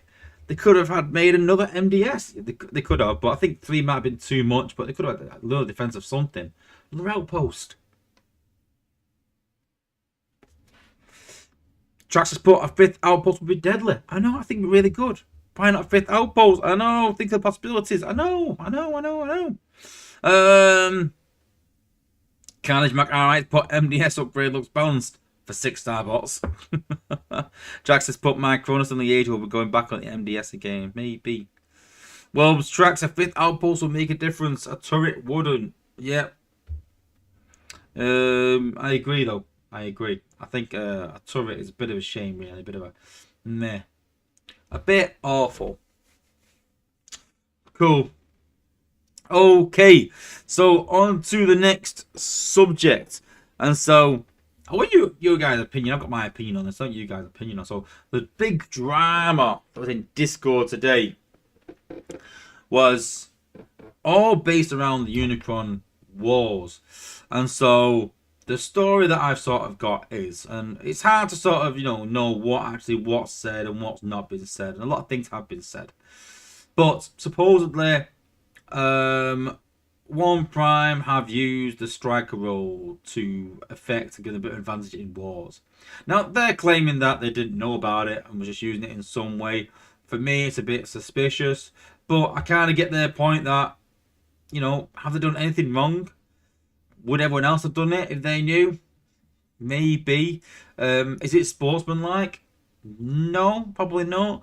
They've sent messages out saying, showing that they've that they spoke to Dale, and Dale sort of said that they've asked if they can move the striker role around. Would it do anything? And Dale's gone, no, of course not. It just affects the 2 guys that have got the striker role at the beginning of the war. But then once they moved it around, I think they realised that that's not the case. Now, you would think that the right thing to do would be not to use that, would to be stop. But they did, and I think that, I don't think it's cheating, personally. Let me know what you think in the comments. But supposedly, they've moved the striker role around to give them an extra 10% HP and 10% DPS on all their bots and all their attacks to give them an advantage over S7. Now, would One Prime have lost to 1-7 if they didn't have this 10% advantage? Probably not. I still would expect One Prime to win, if I'm perfectly honest. And that's no detriment on S7, but One Prime are a bit of a force to reckon with. One of the top 3 alliances in the game, no doubt. Maybe 1, maybe 2. But yeah, very good alliance. But is it cheating? No, I don't think it is cheating. Is it unsportsmanlike? And I liken this to, people that, if you're in a final of something and the person was going to score, and you had a choice between fouling him and getting taken off the pitch or letting him score, would you foul him? Yeah, I probably would, if it meant getting that win. Is it very sportsmanlike? No. Are you going to get a lot of flack for doing it? Yes. Do they deserve that flack? Yes. Is it cheating? Not really. It is still within the rules as such. And so, yeah, that was the big drama. You know, some people said they should be kicked out of the tournament. I don't know about that. The big question is, did they know? Did they know what they were doing? That's the big question. But I just think that the worst part of this really is the fact that S7 have got to play the war again, and now they're kind of out of pocket because they've got to do the war again. And I just said that S7 should get all their resources back. I know One Prime sort of asking for theirs, but let's be honest, the war is being redone because of a mistake they made. They didn't need to move that striker role round. No one else was doing that. Well, maybe. There's a big controversy on whether S7 actually even doing it as well. So if it was just One Prime just doing it, then sadly I think, in my opinion, that they should just cope with lots of resources, because the reason for the rematch is their fault, and so they should just deal with them resources. But you know, I feel like S7's resources should be given back to them for this war. You know, it's not their fault they've got to replay the war. And they're missing out for resources because of it as well. I mean, both teams are, but again, a lot of the blame has to fall at One Prime, sadly. Whether they, even if they didn't know, which I find unlikely, but even if they didn't know what they were doing, I'd ask why they're doing it then. They didn't need to do it. I don't get it. Maybe just testing it, but why would you test it over and over again? I just don't get it. But you know, I'm kind of on the fence. I don't want to see anyone kicked out of a tournament, really, for something that, especially when an ape has gone, no, that won't work, but then why even try it in the first place during one of these wars? It just makes no sense. Not really a sensible decision, me personally. But let me know what you think. Cheating? Not cheating? What should the punishment be? Is just redoing the war punishment enough? Is that unfair to S7 for them have to, you know, redo the war? If F7 were not found to be doing it, if they were to doing it, then, you know, do the war again. You know, if both teams are doing it, then just redo the war again. But I don't think it matters. But it's proving it if both were doing it. But let me know what you think in the comments, guys. Unsportsmanlike, cheating. Do you believe them? Who knows? Let me know what you think.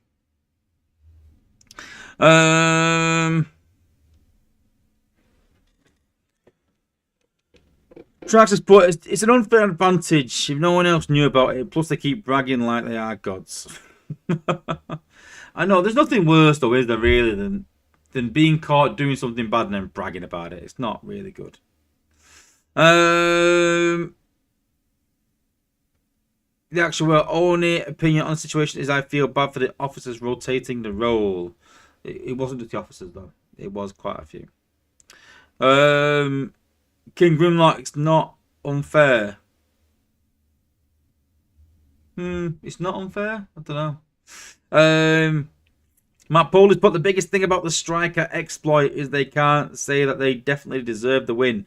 I mean, it's One Prime, so probably would have smashed it, but we'll never know. Oh no. Well, we will now because they're actually replaying the war. It's getting replayed. So yeah. Trax, it's definitely unsportsmanlike conduct claiming they are the best. They knew what they were doing or they wouldn't be doing it. Yeah, that's kind of my point. You know, but then again, I think back to the time where Psy were caught with their commander, who had just been put in the commander position quite recently, with a Titan maxed out on day one of the Titans being released or something. And I've spoken to people about this before, and people I'm really, really close to, that I know really, really well, and they said, honestly, do you really think that we would chance, you know, being kicked out of the game or whatever, or having a bad name by putting something out? We'd hide it if we wanted to hide it. You know, why would we make it out there for everyone to see? And they assured me that they knew nothing about it. But they do rotate people around. They do rotate certain people, and it was his rotation. And they sort of showed me the sort of thing saying, look, this was the rotation 1, 2, 3, 4, 1, 2, 3, 4. And the rotation stuck. It was sadly his rotation. And I think it's just a mixture of events all into one that sort of made us look like cheating when we wasn't really. We just didn't know about this one guy that had used this hack. So I do think back to that. There's nothing worse sometimes than doing something innocent and looking really guilty, trying hard to explain it, and then still people still think you're cheaters. So I kind of get that, but I'm just struggling to find reason into why you would do the striker role. That's not just one person acting you didn't know. That's the whole, or most of the leaders at least, deciding to do that for an unfair advantage and choosing to do that. And I can't see how there's any other explanation than doing that.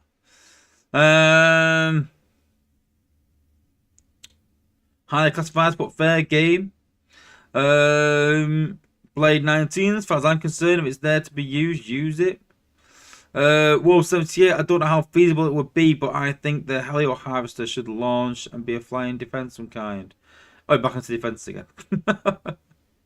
Need to use it for something. Matt Bowley, can the Apes fix it to be the same defensive lineup? If not, then it's not the same war. So not, yeah, true. That's a fair point. Yeah, it's a fair point. Jackman's put, why do it 100 times, then go on Discord and through the score in Scorch Face or throw it? Yeah, it's kind of a good point. You know, yeah, if you don't sort of want to do that, you know what I mean, sort of get caught. Again, I don't think it's cheating, but get caught, you know, doing something unsportsmanlike and then brag about it. It's quite poor showing. And I sort of said this a little bit. At the very least, should apologise to S7. They really should. And put a statement out to saying that we're sorry. You know, even if they didn't intend it, you know, they got to think that they are at fault, whether it was intentional or not. They're still at fault. So, yeah. Trax has put, Dale just says he wants to move on. The entire tourney was poorly planned. But they can't foresee everything. Don't forget these guys don't play at the top level of the game. So, yeah. Cool. Right, okay. So I did want to mention an old strategy that's coming back, and that strategy is the rush and smash. So yeah, I've seen a few guys doing this to good effect, especially on bases like this. So we're literally gonna have a few goals and try and rush my base. Let's make sure everything's charged up first. Charge up. Charge up. So when we're taking these bots, let's pick out the team. Clear them. So we obviously need Optimus Prime. Try and find him. 4-star, might add. 4-star. So we've got his G1, so that when his health drops below 30%, and it will, he becomes invulnerable to damage and stun effects for 12 seconds. So we're definitely going to use, nope, Optimus. Then we're going to use, I'm debating on whether I use Warpath or not. Take out the build bots. What's that? 5 plus 7, that's 12. Yeah, I don't really want to use a gunner as such. Unless I'm going to kill him quite soon. No, I don't think I'm going to use... yeah, we'll see. We will see. Who else? So I want to use bots that do a lot of damage in a small area. So Drift, he jumps though.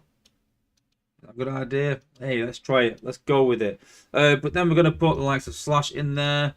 We're going to put the likes of Twin Twist in there. Those are must-haves, I think, for a Rush and Smash team. Let's put Amalgamous on him. Make sure.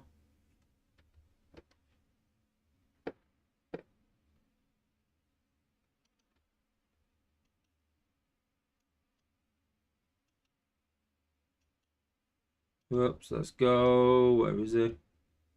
Twin Twist, let's check. Slash has her G1 on because the Amalgamous or Megatronus maybe. No, I want a G1. If we can find it.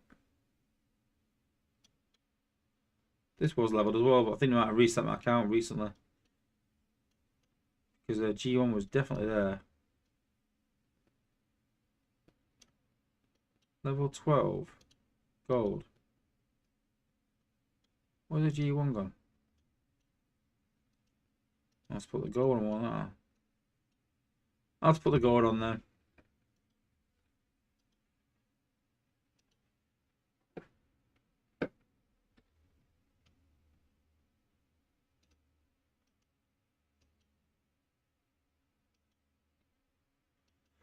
Okay, so again, you can see we're taking some tanky bots, cheap bots as well. Who else? Grimlock 3+2. Yeah, we'll take you as well. Who else? I'm trying to take any gunners. I want to take just you know, high HP melee bots, high DPS melee bots. Sorry. Huffer 3+2. Yeah, let's take Huffer then. And then who else should we take? Let's take pipes. Put my Cronus on, put Quintus on. Quintus. Want some sharks coming from him. Red alert, optimal Optimus. Not sure optimal Optimus. Red alert, yes, but I want more damage than protection. Not too fussed about keeping him alive. Just want to do loads of damage very quickly. That's the plan. Put a combiner on. It's obviously a ruination. Obviously.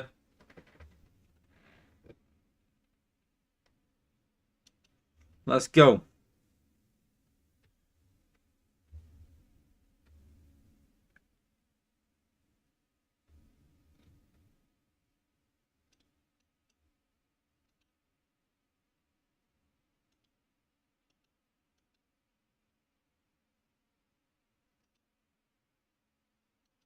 Let's rush to there.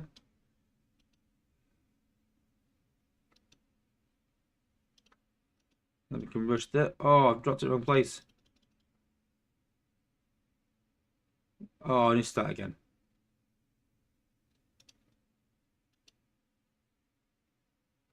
Yeah, definitely do. Oh, fat fingered. Need Roadbuster on that team. That's a good point. That's a good point, you know. Yeah, that's a good point. That's a good point, grind time. Instead of Hopper, I think. I do need Rodimus on that team. But Rodimus is not leveled. I've only got the 4-star. I've got Rodimus actually. This looks different, that's all.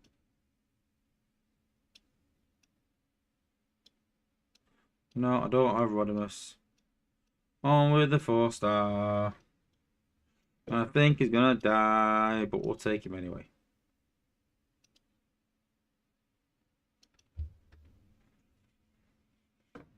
Maybe Inferno. Maybe. That's a good shout as well.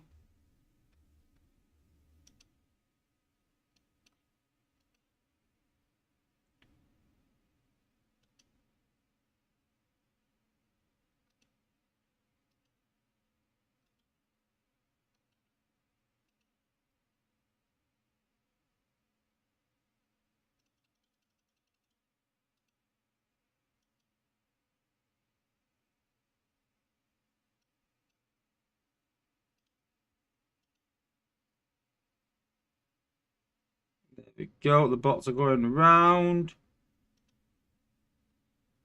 So let's rush in. Let's throw some minions down.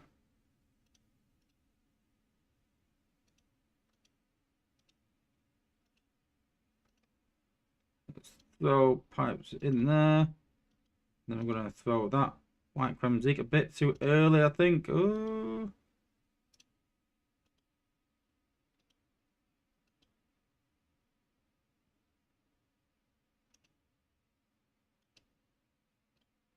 Oh, it's all going wrong now.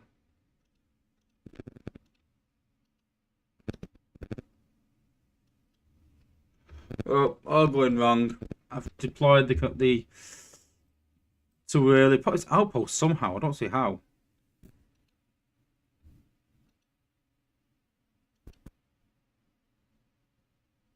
Should drop the combiner a lot earlier, I think. As soon as the bots are up there, I should drop the combiner.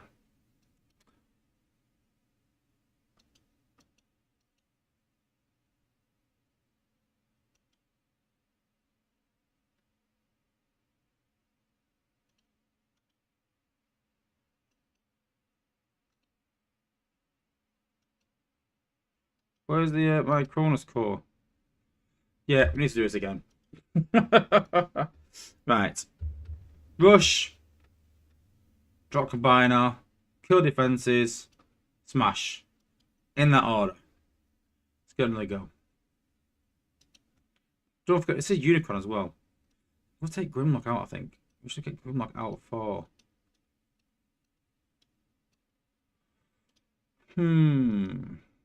Do we put Rook in there as protection for the rest? Interesting. Do we put Nor in there for the Sharks? Maybe. Let's try putting Nor in there, actually. Yeah. Nice and cheap.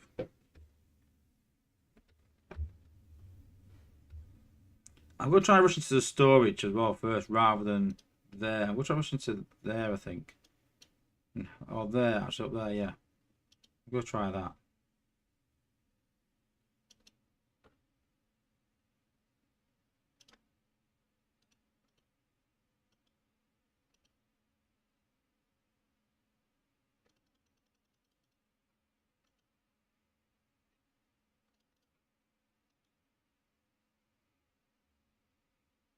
I know, they rushed right in the middle.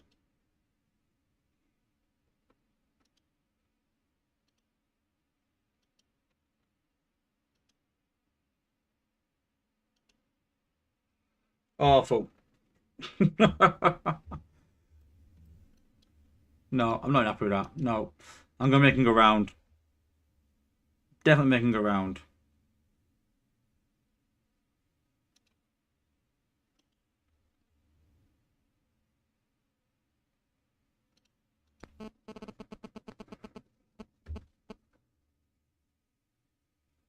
Someone sort of mentioned in the chat today about not raising Optimus's HP too high. His ability not too high, so it doesn't destroy defense. It's actually a good tip, actually, if you're going to use that way, but...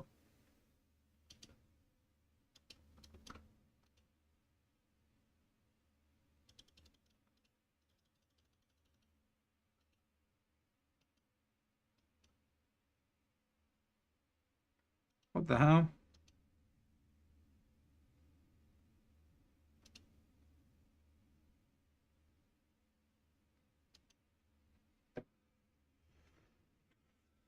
Well, that didn't work.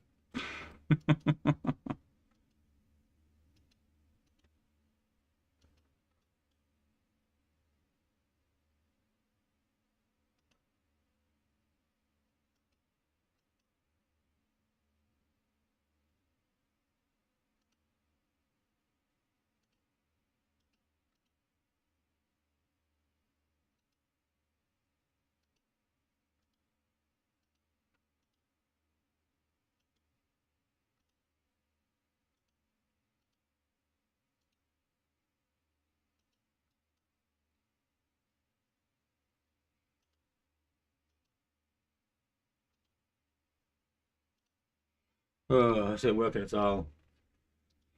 I'm going to do, I'm going to look for some more defenses from my base. Let's look at some friendly bases. See if we can rush them. I give up trying to rush my base. I give up. Someone did it. I should have to go to the other side actually and see what there, but yeah. It's okay. War Test 3, old denominator.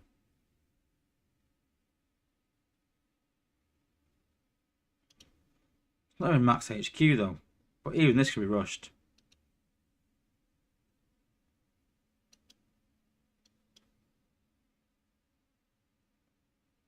Just trying to rush out wide. That's the main thing you gotta do. Let's rush to there.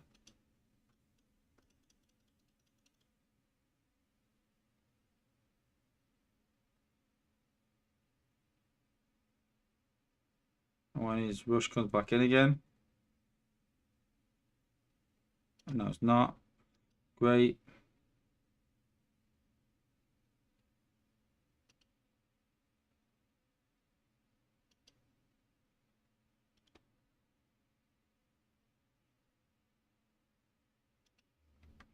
Put us down.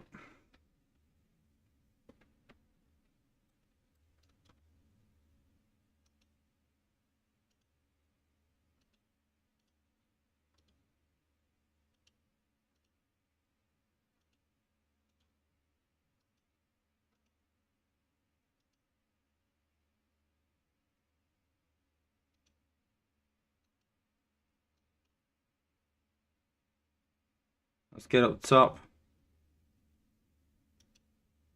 Get rid of the defenses here. One more path upwards.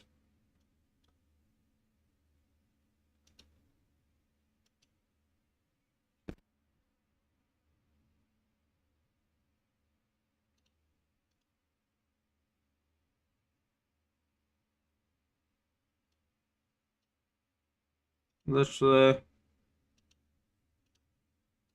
Rush in there. Go there. Go there. Go there. Go there. Go there. It's down. Heartbeat. See, once you get in position, it works. I want more of a test, though. I want more of a test.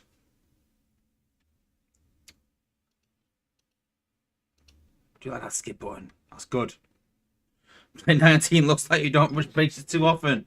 I did for a while, and then not for a long time. What's HP on that one? Doesn't say.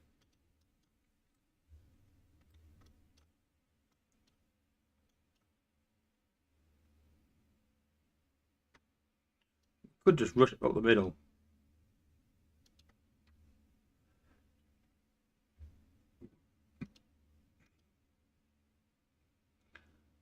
I'm not going to put Crown League battles on because I'm just battle. Yeah, let's just battle it. Let's not do hard league. Because don't forget it's Unicron League effects, so it's a bit skewed.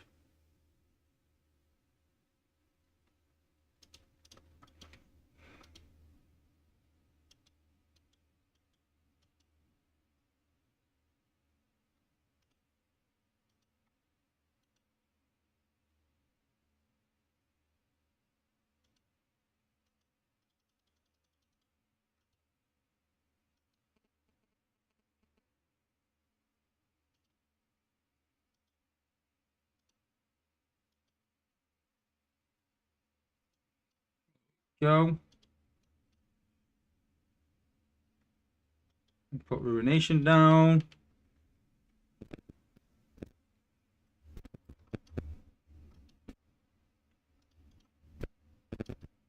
Let's get rid of this.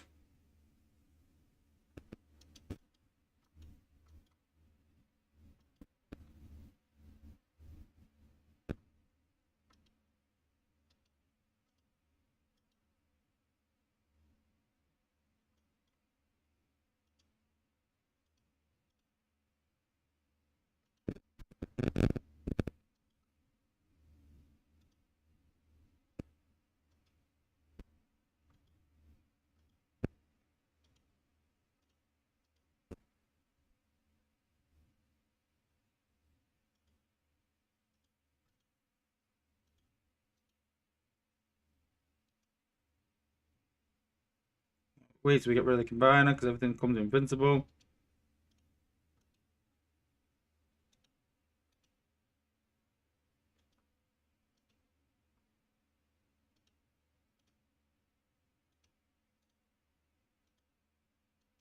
There we go.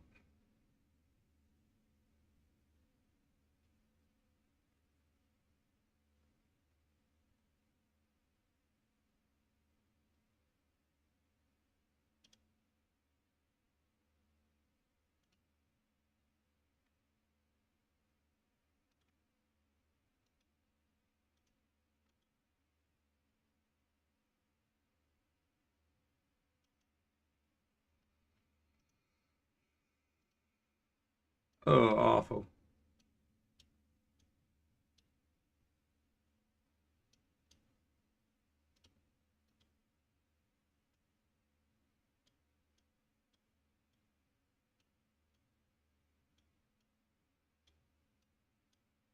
Need some blasted minions out. That's what I need.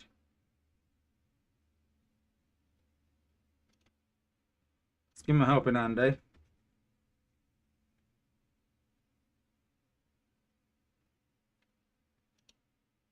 Can we kill it out of death?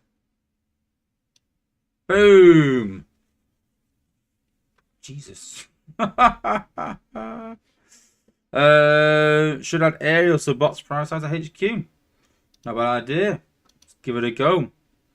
I've got aerial. Not a bad idea, actually. I didn't really use so, oh god. Take him out of it because let's put aerial in then. Got aerial leveled up. Aerial. Yep, cool. Let's add Big Daddy. You can take out some outpost bots from range. Give her Alpha Triangle. Why not?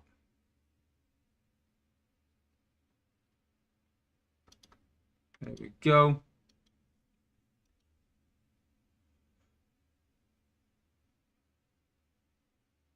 Let's give it a go, eh? We'll combine it back in again. Activate 10. Repeat cost ruination. Is that going to be a change with the new with HQ 18.3? Maybe. Hopefully. Imagine just using 10 for each. God. Joy.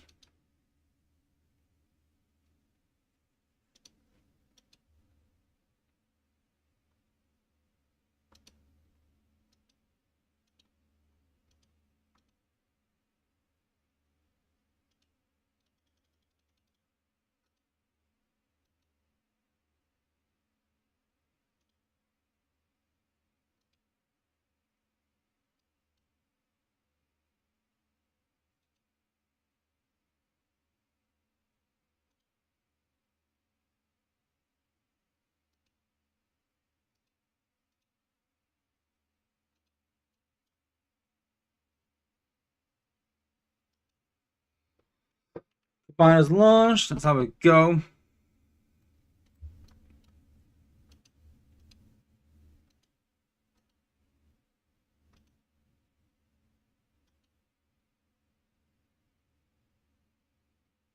Let's take out this shield gen and my Cronus and stuff out of here. So my Cronus is gone.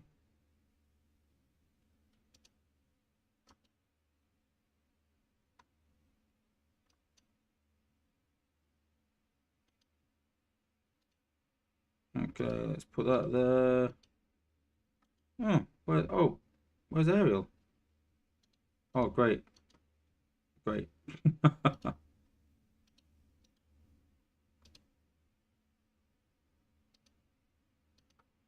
Send her into there. Not going to do much, but we can drag everyone into there.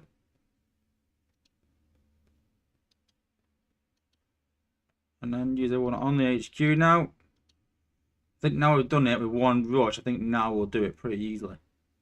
Well, maybe it's famous last words, but hey.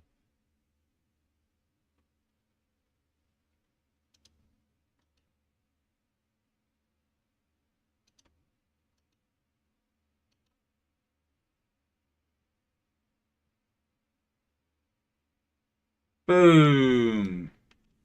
Wasn't easy though, was it? Cool. Let's see if we can do it with aerial this time again. No.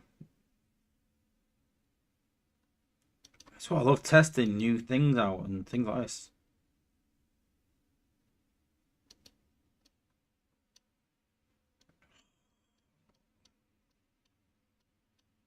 Just get used to that.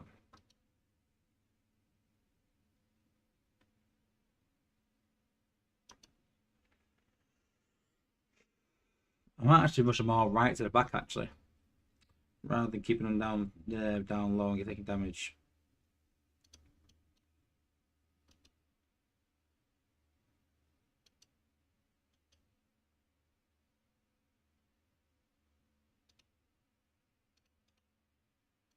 Rush.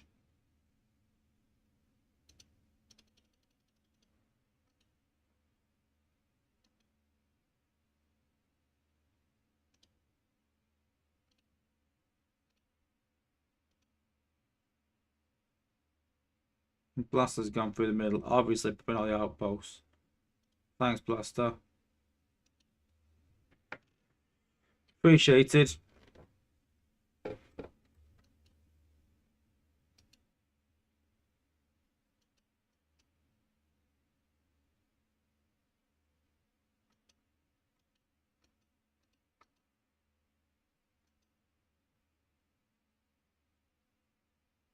Oh wow, he just melted.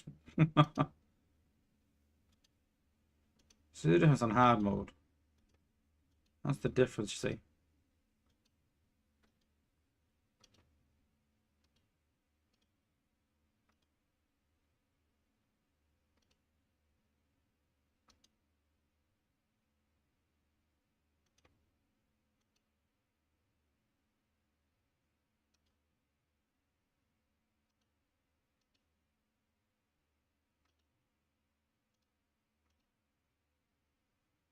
I thought down here still.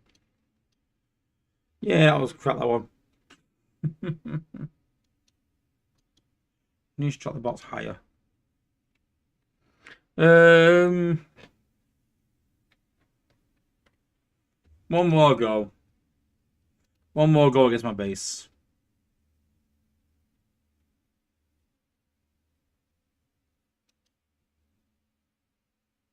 I think I need to drop the box a bit higher, but there's a outpost on the is it on the thing? Does it reach the launch pad?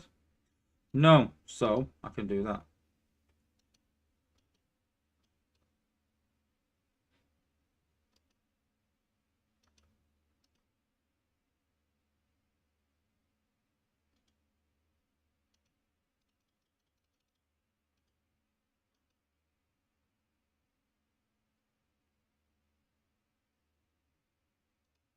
Why is he dying so quick? Did someone see that house this time? Prime died, but the other time didn't. What's going on?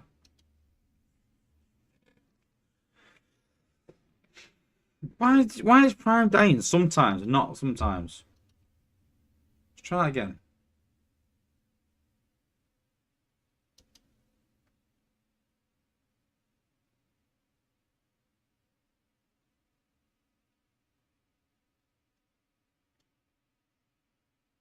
Right, yeah. G1 core, yeah. Yeah. I'll drop him there, yeah. Yeah. Rush him up. Let me drop. Our box there. And he rushes up there.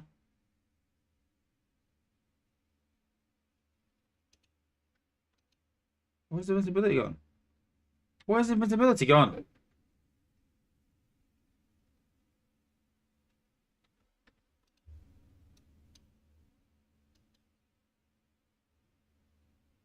I've had enough.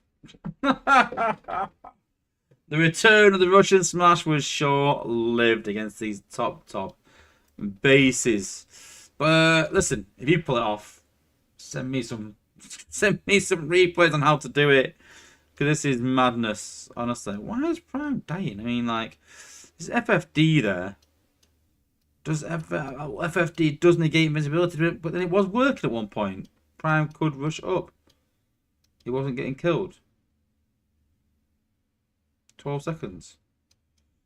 Weird. But anyway. That's weird. I'm really bugged out by that.